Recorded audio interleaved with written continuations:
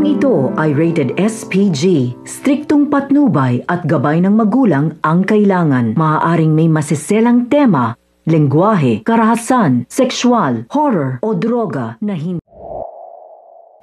Dahil nga sobra-sobra na ang gantihang nagaganap dito kay Lynette at Moira, pumunta na nga si Doc Tanyag at Moira dito sa East Ridge at kakausapin nga nila si Lynette upang tuldukan na nga itong nagaganap nilang gandihan ni Moira at Lynette. Nakipagkasundo nga itong si Moira at nakipagkamayan pa nga dito kay Lynette. Nang matapos nga ang usapan nila, agad itong ikinuwento ni Lynette kay Giselle at sabi nga ni Giselle ay kung naniniwala nga ba raw siya na sincere nga itong si Moira sa kasunduan nilang tatlo. Ngunit ang sabi nga nito ni Lynette ay hindi nga raw at kung ano nga raw ang gawin sa kanya nito ni Moira ay handa siyang ibalik kung ano nga ang ginawa sa kanya ni Moira.